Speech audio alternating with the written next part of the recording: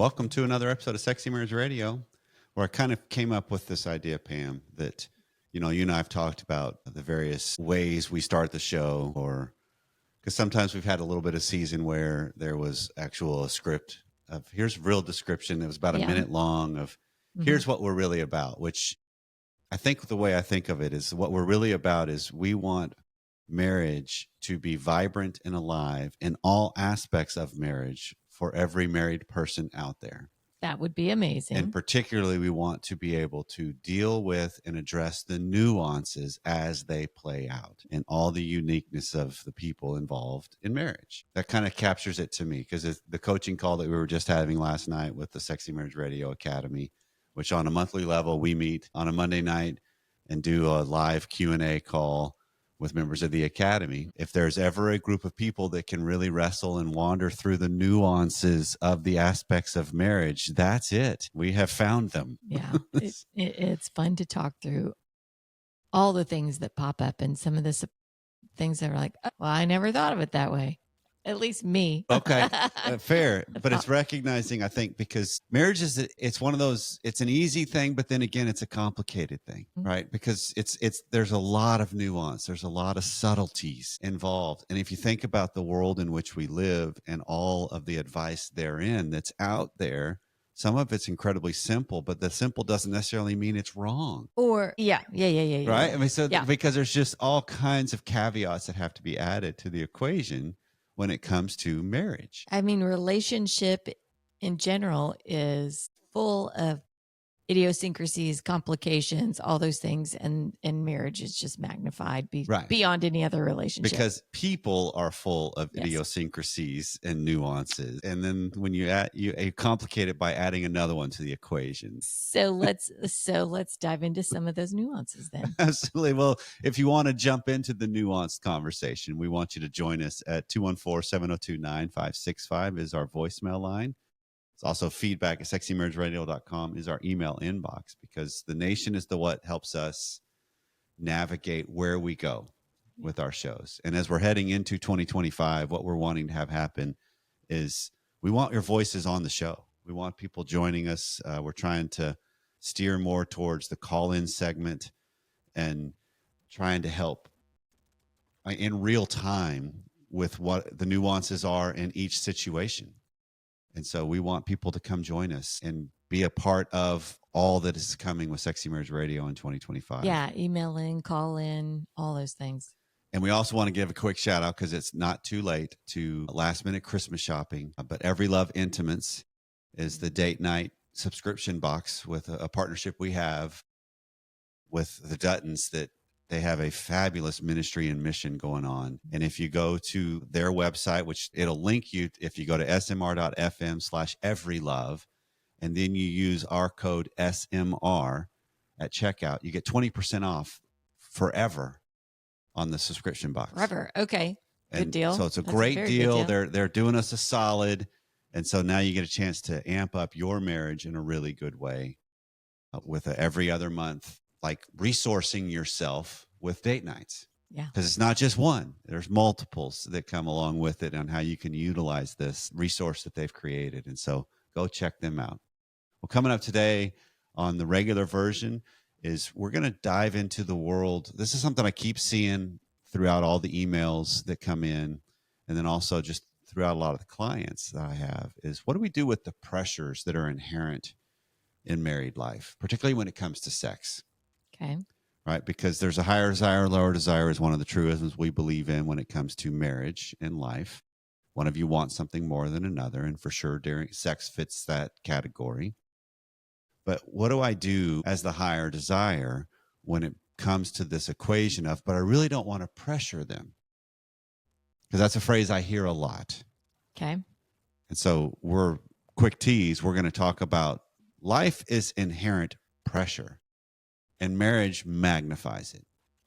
Yes, there's always the pressure. Okay, so what else are we talking about? And then on the today? extended content today, which is deeper, longer, and there's no ads, you can subscribe at smr.fm/academy. I am a fan of Chris Brogan. Every year we do the 3 words. It's a mission he has as kind of just a way, rather than the New Year's resolutions.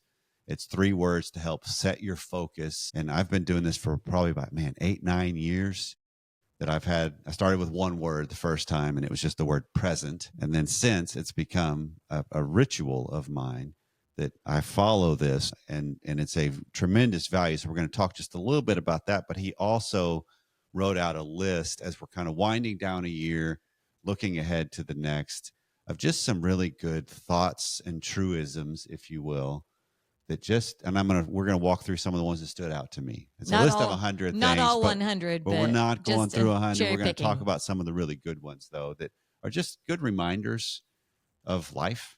Yeah. And so we're going to take a little bit more of a lighter look. It has some depth and profoundness in there because, again, it's all about nuance, right? So all that's coming up right after this. So here's the email that's just going to set the stage for our conversation. Okay. That this is from a listener that just recently started listening, and he's never reached out to a podcast like this, but he kind of feels like he should. So he definitely feels like he's the higher desire in his relationship, which doesn't surprise him because he has a really high drive. And he's been typically the higher desire in his relationships over his history. He's had 2 or 3 different partners that actually matched his level of desire. One was around his level and one was even higher, and that made it fun. But we split up for different reasons. My high drive has always caused issues in other relationships, and I don't want it to become a serious problem or create an issue in my marriage that we can't come back from. I love my wife, and when we were dating, when we first got married, we had a whole lot of fun. She seemed to be close to my level. Well, we've been married just under 6 years. Obviously, I know that there's a natural up and down flow to this in different stages of life. So I feel like I do a lot of the pursuing, and that's, I guess, normal because I'm the high drive in the relationship as usual. I try to do the things like send sexy messages during the day or walk in and say something while she's getting dressed, but I don't want to pressure her. I just feel like I'm getting met with a lot more rejection now. It seems like she's always tired or it's the last thing she wants to do. I try to brush it off knowing that we have a lot on our plate as parents, but I find myself frustrated with the rejection and reduced frequency of sex. When we are together more consistently, I feel closer and more connected to my wife, and I just want that back. So it's an all too common situation, if you think about it. Yeah, what he's doing sounds just kind of like textbook common. This is and what's not happening, out of the norm. And what's happening is textbook and common. Because let's look at the arc of a relationship. Right? Okay. Because when we first meet and fall in love with somebody, we're both on a chemically induced high, which is just a chemical in our brain that floods it, and it makes us obsessive and longing, and we can't be without them.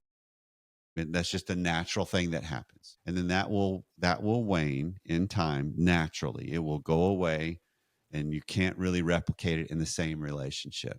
And so people that are in serial relationships that don't last long usually will then live in this euphoria for every relationship, and then wonder once they get into the depths of what married life is, what in the world is going on? I mean, that's a really good point when you're talking about serial relationships or dating or something like that, and you never get into the here's what a relationship really is. Right. Because here's then you fall real into life. this idea of married life. The only thing that prepares you for marriage is marriage, because dating is not a replication of it. It's not an example, or it doesn't give you any really hints of what married life really is. And so that's a natural aspect of what happens. And he's picking up on that. He's like, I guess this is just what life is. And I realize we have a lot on our plates because we have kids and you're building a house together. So it's more than just, I can't wait till I hang out with you. And I guess this is just what life is sure sounds really negative. Okay. And sometimes we have this that sounds a little bit like, I guess I'm just going to have to plow through this for the rest of my life. That's what it sounds like to me. Well, is there a quick caveat to this, though? Isn't that some of what life and adulting is? I think there's some of that, right? Well, when you get to, I don't want to have pressure beyond that, to his comment of, I don't want to pressure her. Mm-hmm. All of us at different things have pressure. Life is pressure. It's not a bad thing to have pressure in, just in the big picture. Mm-hmm. I mean, we'll talk more about this pressure that he might be inducing on her. But a level set and realizing, yeah, I'm not out of the norm, maybe can make it feel a little better. But you don't, all of us, I think, have this perspective shift that we have to get to. Right. And relishing the good and the things, the nuggets of time that we can get. Like when he says, when we're together more, I feel closer. Which a lot of higher desires would say. I would echo this thought. You and I have had this conversation, and you've even echoed the thought too, that when we can be together on a regular basis sexually, it changes the feeling in the relationship. It does. The build up, the during, and the after. It shifts the dynamic slightly. It's a felt thing. And I think a lot of people would agree with that, there is an element of truth that adds a component to married life that's an important one. And this is where if we start to shift it to the concept of he's trying to figure out, how do I play the role as a higher desire well? Because that's one of the things we love to frame as the nuance of be a good higher desire, which means first and foremost, don't be ashamed of your higher desire. It's what it is. Mm-hmm. So how do you use that well? Or I like the terminology of how do I bring it cleaner, right? Because there's a difference. Like if I call and I'm fishing around for how are you doing? Or is there a possibility? What's going on with you? You know, and I'm not leading well with the sense of here's what I'm interested in. I'm kind of dancing around it. It takes you a while to figure that out, right? No, I know what's happening. Exactly. And so it's not clean. Yeah. Right. And so it's like, okay, come on. But there's a difference when I just call and stay straight up. Hey, here's what's going on with me. Here's what I'm interested in. I want to get with you tonight. I'd love to. I'm coming after you tonight. There's a little phrase that's a little different. That lands different. Yeah. And I'll say I don't even necessarily like the I'm coming after you tonight. Oh, good. All right. I'm taking notes. As I'm sitting here right now. I'm taking notes. Thank you. There's probably times that I like that. But as I'm sitting here right now, I like better the I want to get with you tonight. Okay. Coming after me versus, hey, I want to be with you. I want to get with you tonight. Okay. Just has a different mental I'm phrase. becoming a student right now, so prepare yourself. Yeah, there's times where I want you to come after me, but I would say more so I would want I want to be with you. Okay. Perfect. But so the point then still becomes where I want to land with the conversation is ultimately marriage at its best is a collaborative marriage with all the aspects therein, all the nuances, what you want, what I want. We collaborate to try to make that happen because we're not always aligned with what we want, right? You want something a little bit different than I do because it's more, it's valuable, it's important, or it means something different to you than it does me. But how do we have room for each of us to collaborate towards it? Sex is no different. The person that's the higher desire for sex, how are you creating opportunities for collaboration in that aspect of your marriage? And then the lower desire spouse, how are they collaborating towards what it is that's a beneficial thing for both of them? Because just because I'm the lower one, it's not as important to me, doesn't mean you have high ground completely.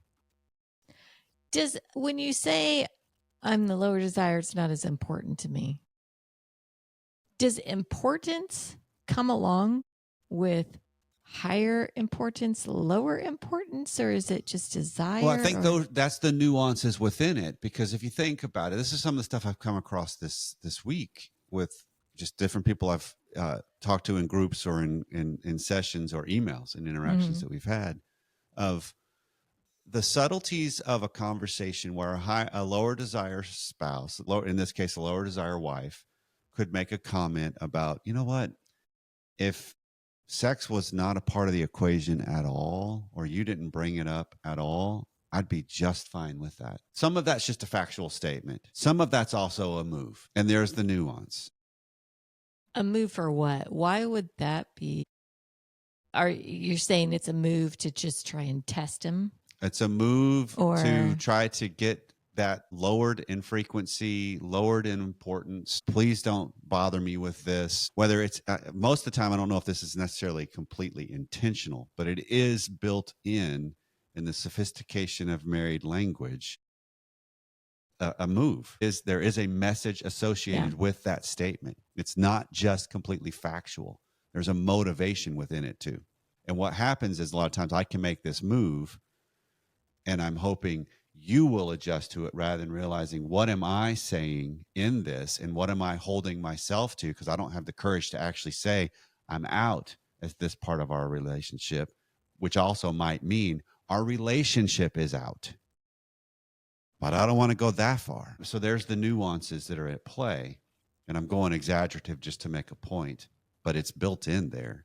But let's pivot back to the email, because I think this fits, where he talks about, he tries to send sexy texts throughout the day, which I've learned don't necessarily work with you in our instance. Everybody's different. Yeah, totally. It just makes my wife annoyed because she's focusing on other things. I'm disrupting. Not all the time. Not all the time. Okay. Timing matters. You're correct. Timing matters. But then the other one that's interesting is, or I'll walk in and say something while she's getting dressed.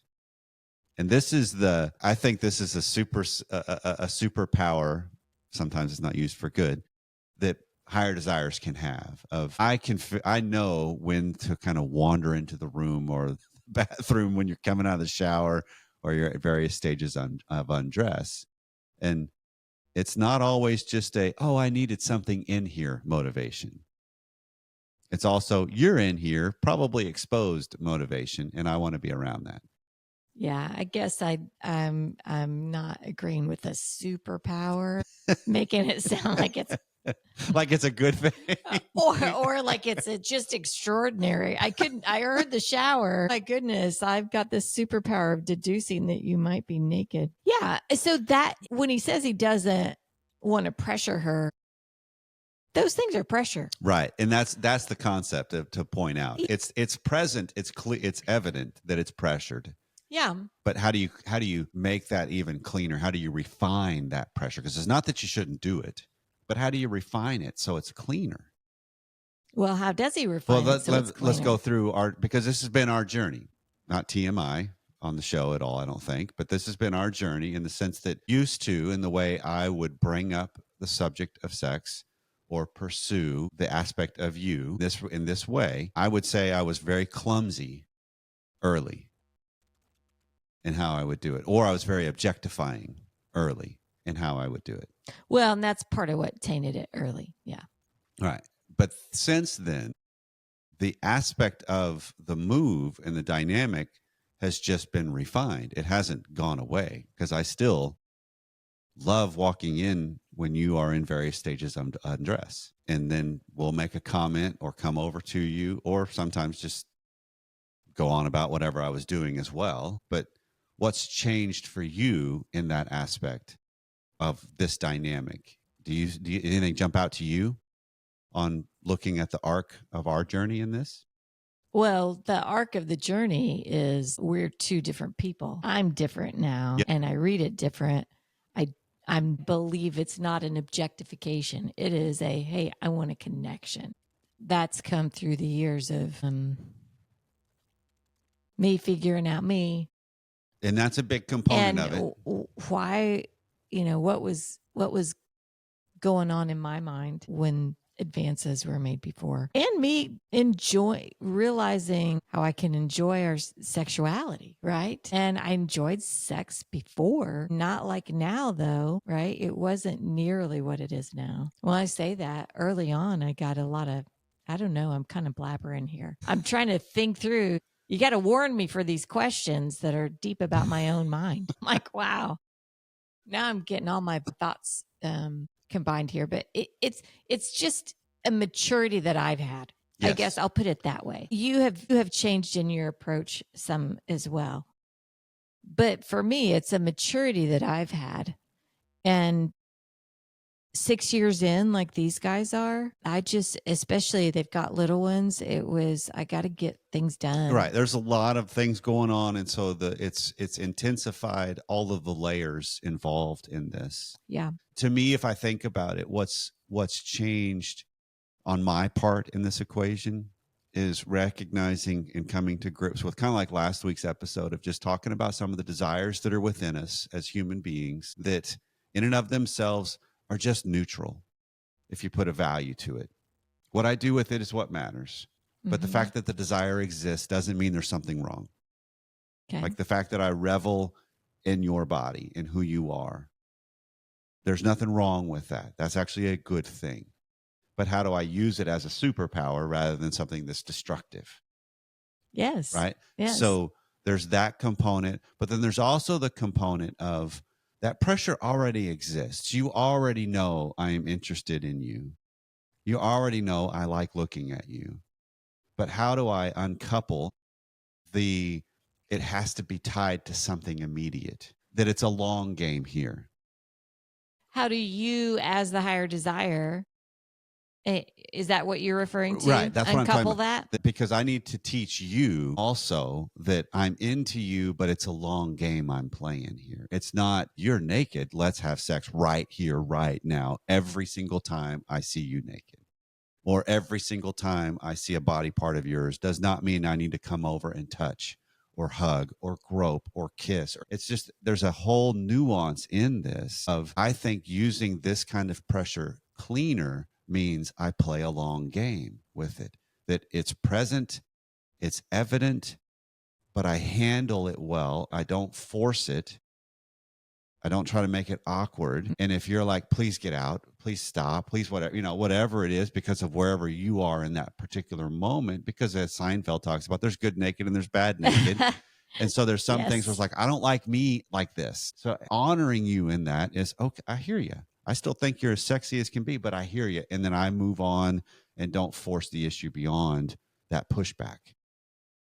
And that's a fair clarification to make as well when you're talking about the high desire in that situation and your superpower. Recognize what that superpower, while to you it's a superpower, and to them that may not be the definition of what they think it is. Absolutely. But it's the other way to think of it is, because he even alludes to this, of the higher desire is going to get the bulk of the rejections, because they're going to be the one that does the bulk of the initiations or the instigations. And so it's learning to handle rejection well, not think I can get to an aspect of my married life where there is no rejection, because it's just not going to happen. And relish when you're not rejected. Absolutely. Yeah. Accept both, enjoy both, in the sense of, yep, this is what's going on. Okay. A no now could mean yes later. All right. It's okay. How do I learn from that? Like, I'm trying to be a student of you in the middle of this conversation of, I'm coming after you is out of my vocabulary. Not 100% of the time. Well, we'll see. I got to use it sparingly is what you're saying. Yeah, you got to use it sparingly. I got to be strategic with this. But it's just learning the dynamic. That's collaborating. That's seeing it as we both play our part. And if I make my side of the alliance the moves therein and you drop yours, okay. I don't need to crumble, or it's not a catastrophe. I need to settle down, look at the whole scene, see if you'll pick up your side of the alliance, or do we need to renegotiate what the alliance actually is in that moment? That's what married life at its best actually is. Yeah, and hopefully you both understand what a collaborative alliance is. Which is mean it's a mutually agreed upon goals that you each play a part in attaining. Yes. Right. Yes. So it can take a while in a relationship to get to where you're that way. So then go listen to some of the episodes about collaborative alliances. Let's talk on that. Fair. Let's see how that plays out. I'm listening to the podcast. I'm emailing in. I'm trying to work on this. I'm trying to figure out my role. I have no control over whether my moves make her feel pressured. Just accept the fact that they probably do. They do. Yes. Accept the fact that pressure exists by default. She's not listening. She's not in this. This is not, back to the word importance, this is not the importance level of him. And so when you're just 6 years in, even though 6 years can be a long time and you've gone through a lot together and you got kids, still pretty early when you're talking about a relationship like this.